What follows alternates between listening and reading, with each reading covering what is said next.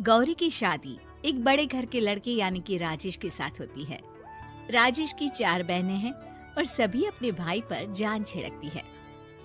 अरे पापा, ये राजेश के लिए कैसी छोटी सी हीट की लड़की ब्याह लाए हैं आप? हम लोगों का भाई तो राजकुमार है, उसके लिए तो कोई राजकुमारी होनी चाहिए थी। गौरी को ननद की बात बुरी लगती है और वो रोने लगती है। अरे क्यों गला फाड़ रही है? क्या गलत बोल दिया मेरी बेटी ने? एकलौता बेटा है हमारा, समझी? वो तो तेरे ससुर हाँ कराए थे, वरना मैं तो ना करवाती तेरी शादी अपने हीरे जैसे बेटे से। ननदे सास को भरती और सास गौरी से लड़ती। ये क्या है? तुम्हारी बहनें और माँ आए दिन मुझे खरी खोटी सुनाती रहती है। क्यों नहीं बोलते उन लोगों को कुछ? अरे क्या बोलूं? अब उन लोगों का इकलौता भाई और बेटा होना, तो वो लोग थोड़े इमोशनल है मुझे लेकर, समझा करो ना। और कौन सा वो लोग रोज आते हैं ससुराल से? माना एक साथ नहीं आती, लेकिन रोज कोई ना कोई तो खड़ा ही रहता है ना। खैर, जैसे तैसे कुछ साल गुजरते हैं। गौरी एक प्यारे से बेटे की माँ बनती है। सुनिए, हर बात पर ससुर जी से पैसा मांगना ठीक नहीं लगता। आप कोई काम क्यों नहीं करते हैं? काम तो मैंने कभी किया ही नहीं गौरी। पापा के पास इतना पैसा है कि मुझे जरूरत ही नहीं पड़ी। लेकिन कहते हैं ना, हर दिन एक सा नहीं होता। गौरी के ससुर की मृत्यु हो जाती है और घर में गरीबी छा जाती है। गौरी ननद को फोन करती है।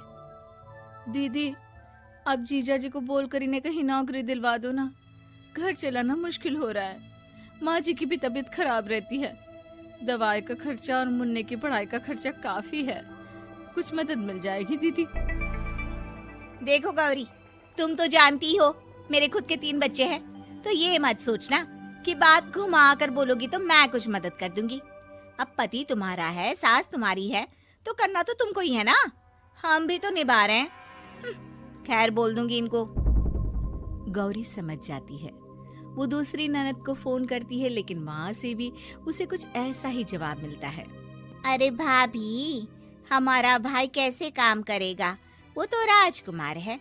बस आप जरा माँ का ख्याल रखो, उन्हें कोई तकलीफ मत होने देना। बाकी करते हैं बात आराम से। गौरी के सामने संकट आ जाता है कि वो कैसे अपना परिवार चलाए। ना पति काम करना चाहता है और ना ननदे मदद।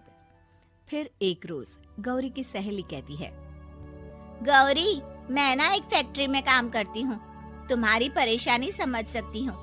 क्यों नहीं तुम भी मेरे साथ वहाँ काम करती? अरे लेकिन मुन्ना तो छोटा है ना।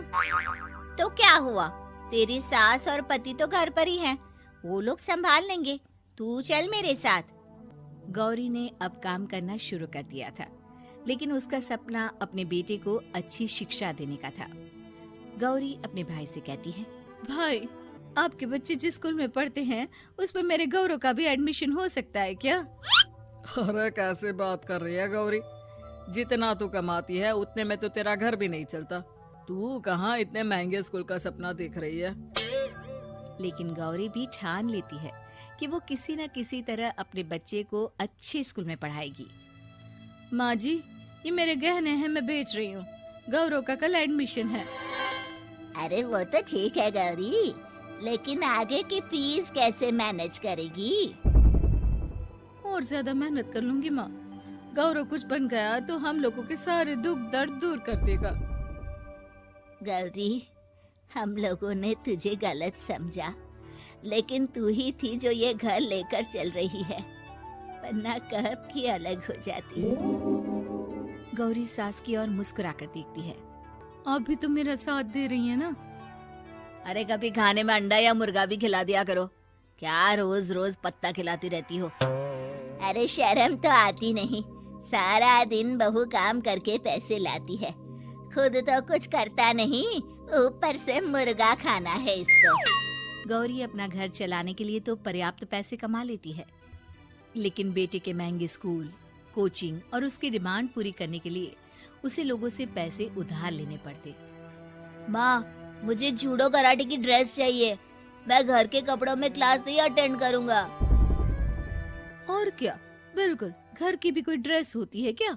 मैं कल ही ला दूंगी। हाँ बच्चा, तू बस मन लगाकर पढ़ाई किया कर। उसके जाने के बाद कहाँ से लाएगी पैसे ड्रेस के? माँ वो पास वाली चाची से कुछ पैसे उधार लूंगी। अरे सभी से तो उधार ले चुकी है तू। कर्जा इतना चढ़ा लिया है कि पूरा जीवन भी कमाएगी तो उतार नहीं पाएगी। अरे माँ जी, गौरव कुछ बन जाए तो मुझे कमाने की क्या जरूरत, फिर तो मैं बस रानी बनकर राज करूंगी। एक दिन गौरव कहता है, माँ मेरी नौकरी लग गई है, वो भी अच्छे पैसों में। अब हम लोगों के बुरे और दुख के दिन जल्दी खत्म हो जाएंगे। गौरी की खुशी का ठिकाना नहीं होता। वो सास की फोटो के सामने हाथ जोड़ती है कि उसका पति उसे कहता है, देखा गौरी, तेरी तपस्या खत्म हुई। इतने सालों से जो तू फैक्ट्री में नौकरी कर रही है, अब तू आराम कर सकती है। अरे नहीं नहीं, अभी तो नौकरी लगी है, कुछ दिन कुछ पैसे कमा तो लेने दो।